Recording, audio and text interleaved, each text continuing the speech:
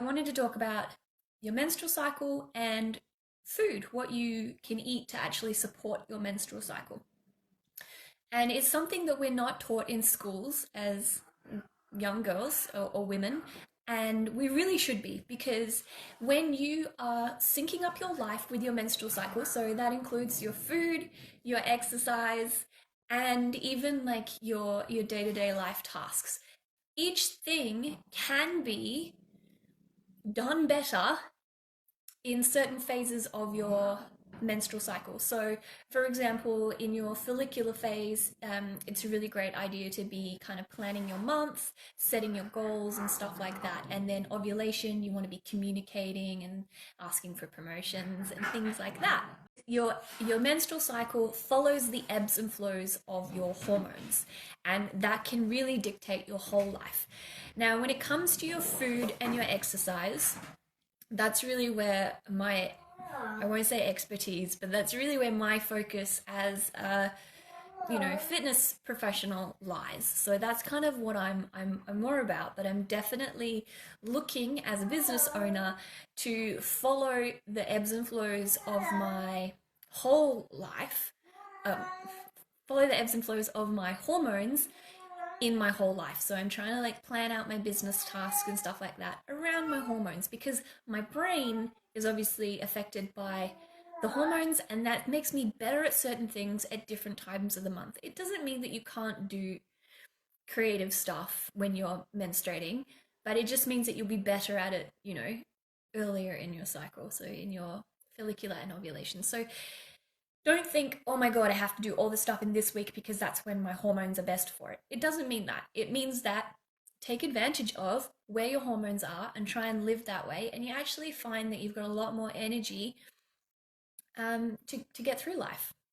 So that's really why I want to do this. I find this really empowering, and I really wish it's taught more in schools. So while I'm not an expert, I will point you in the direction of the experts. So the two main experts in this field are Dr. Christiane Northrup, and she wrote Women's Bodies, Women's Wisdom, and it's kind of like an encyclopedia for different female issues, particularly around hormones and reproductive stuff. And if you look into, like, if you read that book and you're like, okay, I've got these specific symptoms, you can read up on that chapter, and she will really help you with natural ways. So just kind of like syncing up your food and stuff like that. And she was really kind of the pioneer of this way of living. And then from there we have Alyssa Vitti, and she is the creator of Flow Living. And I bought her first book, Woman Code, and I was like, oh my God, this makes so much sense. And then I bought her second book, which is, I think it's called Living in the Flow. I've lent it out to Amy, so I can't remember exactly, but it's even better. So that is where I'm going to point you. So if you go to flowliving.com, Alyssa Vitti is definitely the leading expert at the moment with her program, Flow Living, and I find that it's really helpful. So I'm speaking mostly from my experience, but I wanted to give you some of this information because I think that we need to get it out more into the community, and women need to tell each other, hey, this is something that you can try, and maybe from this conversation today, you can implement a couple of things and you feel like, oh, okay, wow, that really made a difference. Maybe it'll inspire you to deep dive a little bit more for your specific life. So the first thing that I want to talk about is obviously your endocrine system is your hormones, and when you've got different hormones in play, your body is going to respond differently to your food and stuff like that. So Alyssa Vitti talks about having a 5-part system. So first thing is stabilizing your blood sugar. We all know we get hangry when we don't eat on time, and a lot of women are just so busy that they skip meals. And when you skip a meal, it causes your blood sugar levels to crash, which has a flow-on effect to your other hormones. So your insulin levels and stuff all get out of whack, and then that causes your other hormone levels to get out of whack as well, because your body is trying to compensate for lack of, insulin. And then if you have too much, if you have like a bit of a sugar spike, then you've got too much and it releases, well, that's when it releases insulin, isn't it? When you have too much sugar because you didn't eat, and now you're hungry and you've got cravings, and you're just like, I'm just going to eat the Snickers bar because it's easy and it's quick and it will satisfy me momentarily, but then you get that sugar rush. So you release insulin to bring it back down, and then we're out of whack, and then your next hormones as well in the sequence are out of whack as well. So that's how we can cause a hormone imbalance in our system. And when you have hormone imbalances, that's when we start really seeing PMS symptoms. So if you've got severe PMS symptoms, this is a really good starting point to help level you out. And speaking from experience, I'm very estrogen dominant, and I have a huge problem with too much estrogen in my system, and I am not eliminating it properly, and that causes me a lot of grief. And it took me a really long time. It's probably taken me 3 years to, probably longer than that now. I've got a really poor concept of time. Probably 4 years of trying to sort this out. And it's only in the last year that I've actually felt like, okay, I'm starting to get a handle on this. I'm starting to feel like I'm evening out. And if I stick to the programs, and if I, stick to working with my menstrual cycle, I definitely feel 110% better. So I really hope that it helps you as well. So the second part is nurturing your adrenals. So high stress. Oh my God, I could talk for days about stress. So if you are really stressed, obviously your body starts releasing a lot of cortisol, and that's a problem because it's a hormone. If there's too much in the system, your body is going to have problems with eliminating estrogen, and then you're going to have more PMS symptoms.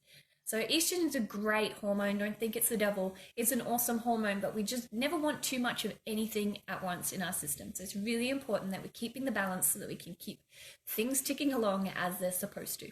Third point is we need to support elimination. So again, getting things out of your system is super important. Basically, you've got different types of elimination. Coughing is actually one, but not for your hormones. Usually poop. Poop is really important, so keep that in the back of your mind. And also your skin as well. If you're sweating profusely, it's a really good indication, especially at night, that something's off kilter. So it's basically a PMS symptom, but nobody really acknowledge it as a PMS symptom. And the other thing is, if you're getting really dry skin or irritated skin, such as dermatitis, or even really like excessively oily skin, you want to watch that. The fourth thing is training with your cycle. I freaking love this, and I definitely look into making sure that I'm training with my cycle, particularly in my menstrual phase, because it makes a world of difference to me for the rest of the month if I'm really strict in my menstrual phase. And the fifth thing is engaging feminine energy, which sounds like woo-woo, but it's actually really cool. So what I'm going to focus on today is blood sugar level, and then supporting elimination in with your what you should eat and when. So I have actually got a whole download on the Diamond Dance website on how to train with your menstrual cycle. So if you're interested in that, you can definitely just put your email in and I will send you that information. But the food stuff, I have got a download, which is this, and it's basically for each phase of your cycle, that's what you should be eating, and it's actually really helpful. I keep this on my fridge, that's why it's a little bit shitty. It literally lives on my fridge, and I have a calendar on my fridge that shows me which phase I'm in, and I am tracking my symptoms as well to make sure what is on the fridge matches up with how I'm feeling. And if I'm noticing any symptoms that are indicating to me that I'm off, a little bit off, then I really try and focus in on what to eat to try and eliminate that or try and calm that symptom down. So first thing is, you have 4 phases of your menstrual cycle. Most people think it's just ovulation and getting your period, and it's really not. So the first phase is your follicular phase. That starts the first day after your period ends. Usually goes for around 7 to 10 days. Then you have ovulation, which can be 5 to 7 days usually. And then you have luteal, which is 7 to, can be up to 14, but usually 7 to 12 days. And then you have your menstrual phase. So I'm going to talk about each phase. I'm going to tell you which hormones are in play, what you should eat, and how you should cook. When it comes to specific PMS symptoms, I feel like there's a whole other topic. This topic is huge. And I feel like you could talk for years on each thing. So, and that's with my really, limited understanding. I feel like if you have Alyssa Vitier, who's like an expert in this, you would probably talk for decades on each thing. So, is a big topic, but you don't need to know all of that. All you need to know is kind of what's going to help me a little bit now. And it might seem like a bit of overwhelm, but honestly, if you do, I'm going to eat one meal a day that's in line with my cycle, or even I'm going to eat one food each day that's on my list, and just make little changes like that, you'll find such a big difference. So follicular phase is you've just finished your period and everything's kind of, all your levels of hormones are quite low. We have got your follicular stimulating hormone on the rise. So this is the hormone that kind of tells the egg to start sprouting in your ovary. And then your estrogen is also on the rise. So everything's kind of like a gradient. And that's why we're saying, it's approximately 7 days. But you will start to notice changes, as you're going. It's not exact. It's not like, okay, there's my 7 days. Right, now we're in ovulation phase. It doesn't work like that. It's a gradient, okay? So the first thing is follicular. Follicular stimulating hormone is on the rise, and also your estrogen is on the rise. Estrogen is made up of a few different types of estrogen, and one of them is called estradiol, and it's fucking amazing. It's my favorite hormone in the whole wide world. It makes you feel really good and it makes you feel really happy. So I love that, but obviously too much of it is a problem. So with your food, you want to think of spring. Okay, so I really like the analogy. I'm pretty sure it was Christiane Northrup, Dr. Christiane Northrup, that used the analogy that your different phases of your menstrual cycle are like the different seasons in your year. So follicular phase is like your spring, everything's blooming. Kind of makes sense if you think of your egg that's like starting to grow. It's a seed that's starting to grow. So you want to think fresh food, vibrant, light and bright, lots of veggies. Aim more for your salads and your lean proteins like chicken. And then you want to think of light cooking. So sauteing, maybe stir frying, but nothing heavy, not like roasting or frying or anything like that. I wouldn't actually ever fry my food. I think that's excessive. So the types of grains that you should eat in your follicular phase are barley, oat, rye, and wheat. I actually disagree with wheat. I am gluten free, not because I'm gluten intolerant, I'm gluten sensitive. So I think wheat actually causes inflammation in a lot of people, and that affects my elimination system then, because obviously my intestines get a little bit angry. So I don't eat wheat. And I can tell you probably 98% of the population is a little bit sensitive to wheat. So try it. Try it for like 4 days. Don't have any wheat and watch it, because it's sneaky. Wheat sneaks in everywhere. Try and get gluten-free everything for, yeah, say 5 days. And then after that 5 days, like really think about how you feel, and then eat fucking a whole loaf of bread and then see how you feel. Not like in one sitting, but like, have your normal food, have your wheat, and then see how you feel after that. And I think you'll find that you felt better not having it. Anyway, different conversation. The types of veggies you should be having is like artichokes, broccoli, carrots, lettuce, parsley, green peas, rhubarb, string beans, and zucchini. So those kinds of vegetables are really good for you. Nice and light will help you kind of prepare for ovulation when your estrogen is spiking a bit more. Fruits, avocado, grapefruit, lemon, kind of all like the citrusy fruits. Pomegranate is one that I want to mention, and sour cherry and plum, because they're kind of sour. So think of like sour fruits and citrusy fruits.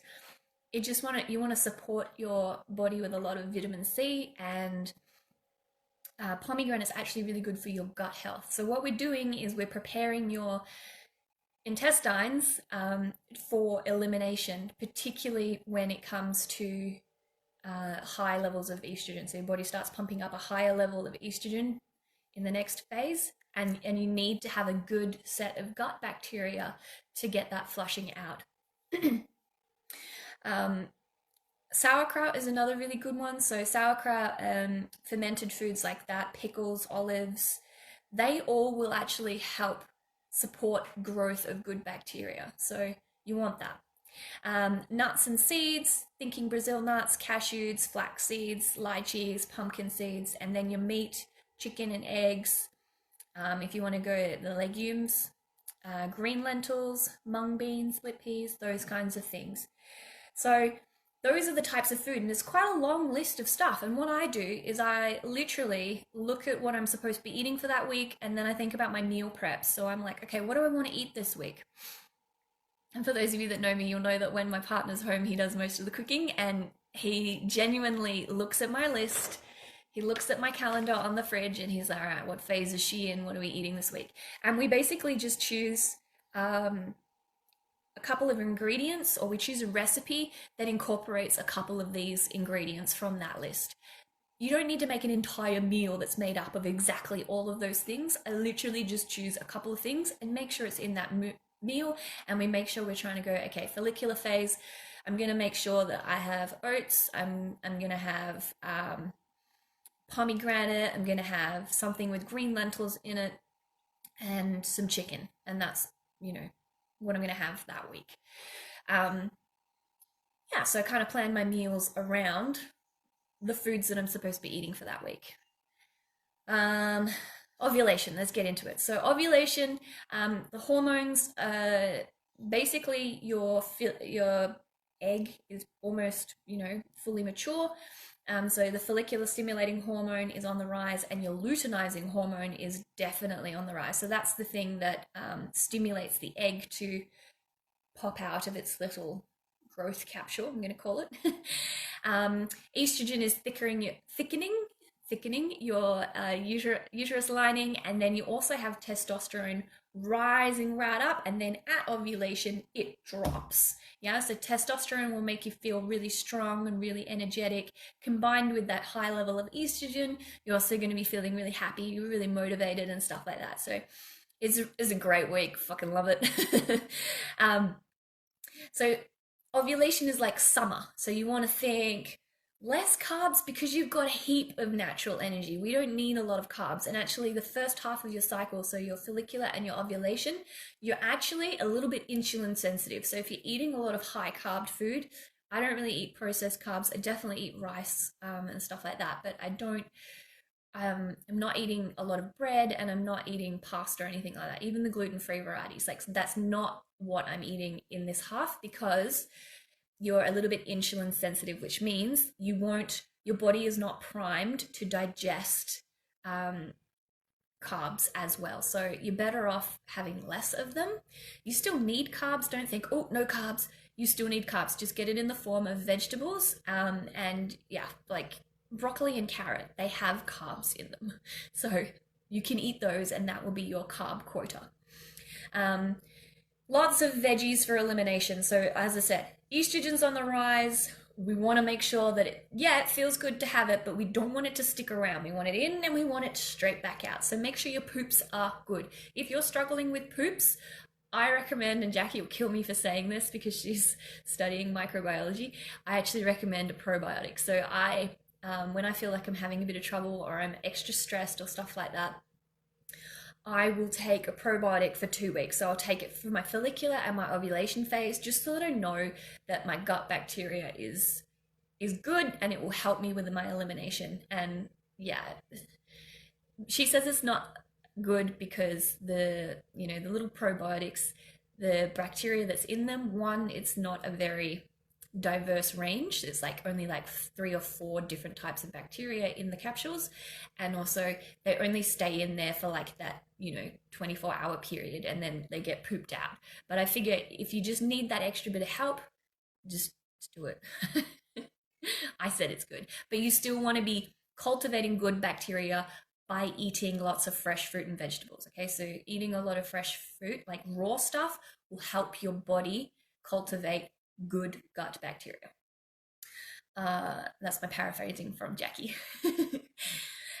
Also, fruit. I can't say the word glutathione or something. Anyway, there's a word there. Basically, fruit. that is higher, whatever that is, will help with your liver. It helps your support your liver for elimination.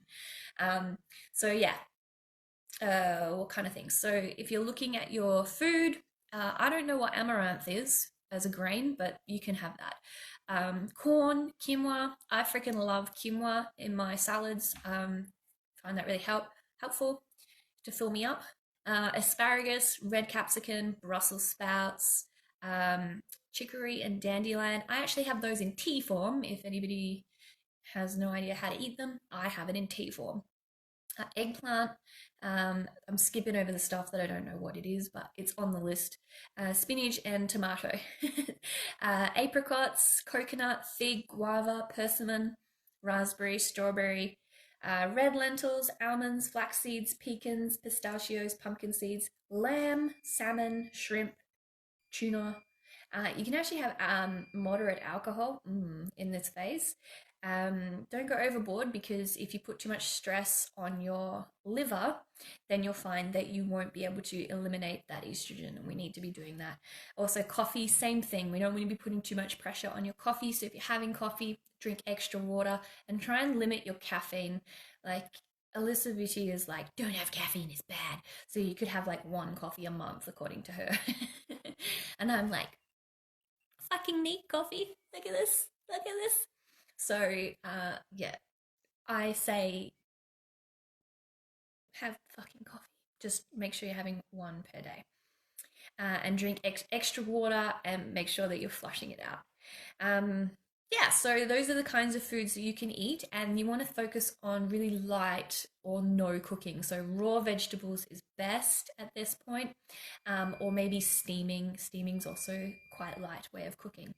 Um, Doing it this way will help keep your bloating and your acne at bay. So if you're finding, you bloat or you're getting lots of pimples, it's because you're not eliminating out that estrogen. So really think, if you're getting lots of pimples, be like, okay, I need to change this up. Let's cut something, or add in extra strawberries or something to help get those, you know, glutamine.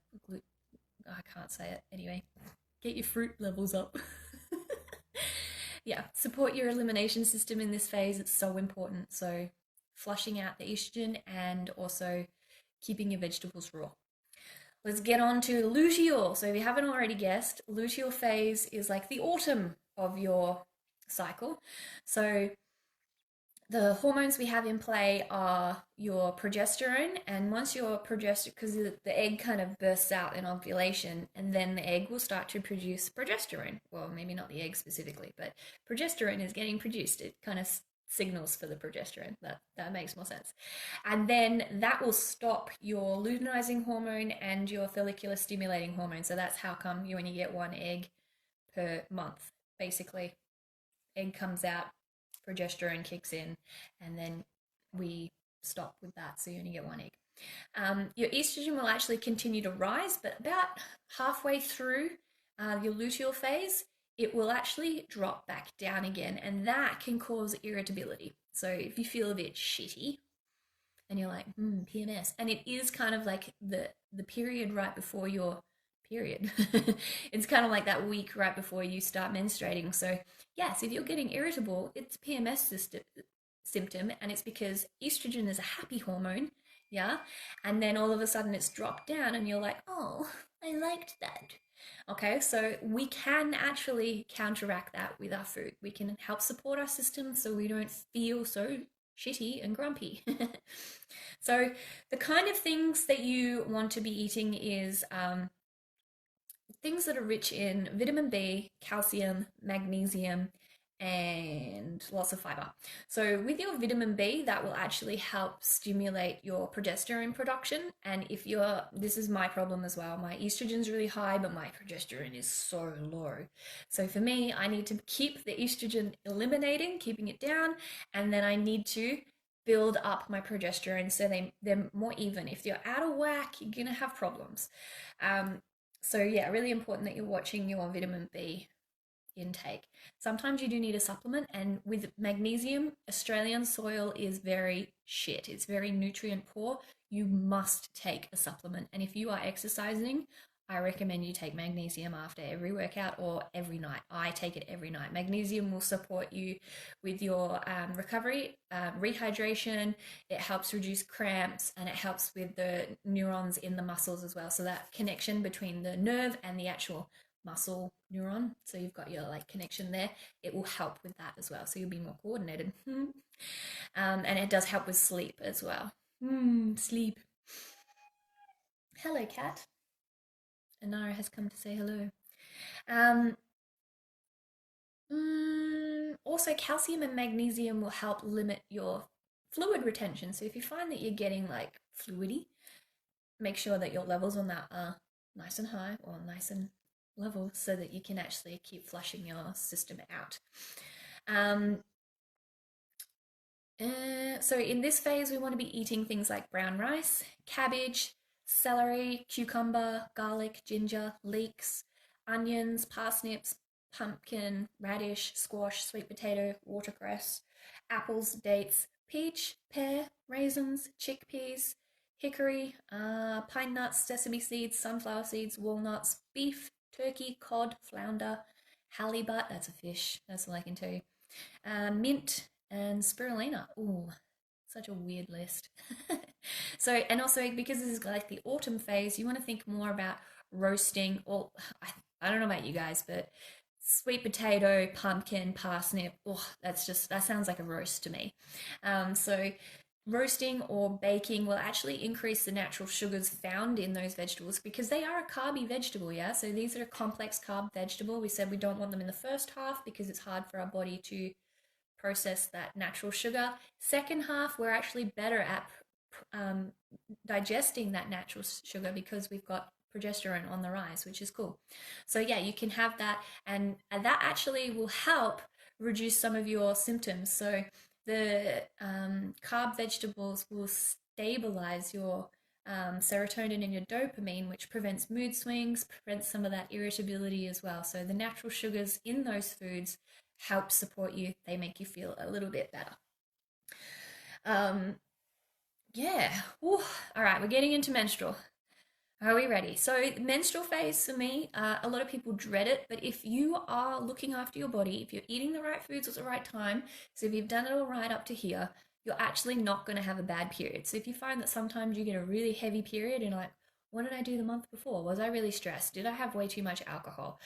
Did I just not eat properly or something? So, if you got your hormones out of whack, you will really feel menstrual phase is not so fun. Okay, so looking after yourself and you'll have a really easy, nice period.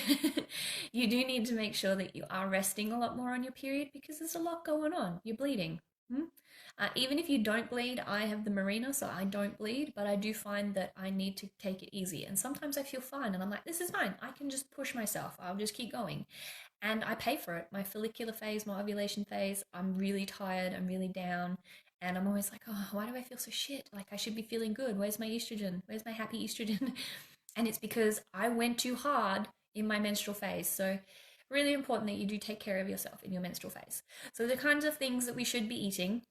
Wait, let me tell you about the hormones. So your progesterone drops, the progesterone goes zoop, and that's what causes the shedding of your lining, which is where you bleed. Your estrogen will also peak at this point. So right before it'll peak somewhere in your menstrual phase, and then it drops right off as well. So by the end of your menstrual phase, all your hormone levels are back to zero. They're resetting, ready to go back up into your follicular phase. So remember, it's up and then it goes down a little bit, it goes up and then it goes down. Yeah. And then we come back up again. So it's kind of ebbs and flows. Like it's not we're here and we're here and we're here. That's a chart. We're not a chart. We're definitely a flow. Okay. So the things that we should be eating are buckwheat, wild rice, beetroot, kale, kelp, mushrooms, water chestnut, blackberries, blueberries, grape, watermelon, azuki beans, black soybeans, kidney beans, chestnuts, sesame seeds, sunflower seeds, duck, pork, catfish, clam, crab, lobster, mussel. Ugh, all of these things are gross. Octopus, oyster, sardine, scallop, squid, decaf coffee, miso, salt, and tamari. So if you think of your menstrual phase as your wintry phase, we really want to be going for, your soups and stews. You want that warm, hearty, comforting kind of food in this phase. And that totally makes sense because we do feel a little bit like, I just want someone to look after me and love me up. Yeah, so do that for yourself, eat the right things, and you'll feel loved and comforted from the inside. And then it also help stop you reaching for the chocolate and things. So we want to stick with like the low GI foods and the water rich fruits. We really want to make sure that we're keeping that um, blood sugar level stable, but we also want lots of water and stuff like that. So things like your blackberries and your blueberries, your watermelon, your grapes, they're like really juicy, really watery. It'll help get all the excess hormones out, will help support your system because we are losing quite a lot of nutrients over this phase as well. So really important that we're replenishing that. Seafood, I'm actually allergic to shellfish, so I don't eat seafood, but I will eat fish. Um, so yeah, seafood is actually quite a good source of iron and zinc. For me, I actually will take a zinc supplement, which is actually really good for reducing the severity and duration of colds and preventing colds as well. So it's good for your immune system. So I take a zinc supplement, and if I feel like I need it, I will also take an iron supplement as well, just to make sure that my iron levels stay up. So yeah, those are the kinds of things that you need to be eating for each phase in your cycle. I hope that explains a little bit on why, in terms of what your hormones are doing and how, that will help reduce some of your PMS symptoms. Obviously, going into your PMS symptoms is a big topic. So you can actually go in and look at every single symptom that women commonly have, and you can pretty much eat your way out of it as long as you're eating the right things at the right time, which I think is really cool. I'm really big on trying to keep everything really natural. I think that a lot of time women that go to the doctor and they're like, something's off. And they're like, oh, I'm getting really bad pimples or really bad PMS. And the doctor's like, here, take the pill. Here, take a pill. Here, have artificial hormones. When really our system is fucking perfect. It's very intricate, it's very complicated, but it's fucking perfect. And if we work with it rather than trying to force against it, we'll actually find that we feel better and we function better. We don't have any of this crap. We don't have any of these problems because we're working with our bodies, not against them. So if you want more information on this, definitely check out Alyssa Vitti at flowliving.com. That's really an awesome website. She has an app as well that I found really helpful. So I was using that to track my symptoms and my cycle for a while. But I love sharing this information. So if you are interested in more info, please drop your comments in the comments, drop your questions in the comments, and I will endeavor to answer them. Maybe I'll do another live or something. So if you're keen for more, I will help. I love talking about this, and I do think it's really important that as women, we spread this message because I'm so fucking sick of being told that we need more drugs or we're fine and it's all in our heads. It's not all in your head. If you think you've got a bit of a problem, you fucking do, and you can fix it very easily with just your food and your exercise. So I hope that gives you a bit of help. I hope it gives you a bit of faith in your body as well. So don't think that you're broken, you're not. But it's easier to fix than you think. So what I do, as I said, is I just make sure that I pick a few ingredients each week of my cycle and I try and incorporate that into my meals. So for example, in my follicular and ovulation phase, I make sure that I'm putting flax seeds in my morning smoothie, and I also will make sure that I've got like pomegranate in my salad at lunchtime or something like that. I also put sauerkraut in my salads, or I just eat it out the jar in my follicular phase because I find that actually really helps me with my elimination. In my ovulation, I'm still putting the flax seeds into my smoothie. And then once I get to luteal phase and menstrual phase, I swap the flax seeds for sunflower seeds because sesame seeds I'm a little bit allergic to. So, yeah, so I just kind of swap it like that. So I'm not really changing much. I'm eating the same things. I'm eating my salads. I'm eating my smoothies. I'm drinking my smoothies. I have roast vegetables in my luteal phase, and I have lots of soups and stews. And if it's cold, like it's been cold lately, I've been having dals and um, what else, stews and stuff like that from that I've made in the slow cook, good because it felt good to me. And I have like one meal that might be like a slow cooked meal with rice that's kind of like heavy, not great for ovulation where it's meant to be more summery, but I will still have a salad because I feel like I need to have that fresh, light food for my elimination system, but then I'll have maybe like a salmon with it or something. So I still kind of have like that warm thing for these wintry months, and then I do have my salad to keep my system ticking over really well. So if you take anything from today, it's that you can eat your way out of PMS. Woo! um, just try and think you need to be eating regularly to keep your blood sugar level stable. Don't skip meals because that fucks you up from the start. Second thing is if you're in your follicular phase, think of spring, eat spring foods. If you're ovulating, think summer foods, so fresh and raw. If you're in your luteal phase, go for some roasted carby vegetables because it will make stabilize that blood sugar level.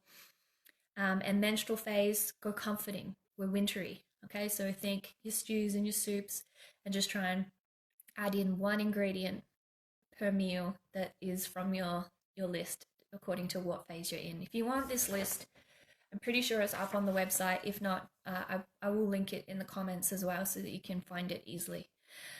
Yeah. Any questions, please ask me in the comments and yeah, I'll try and answer them for you.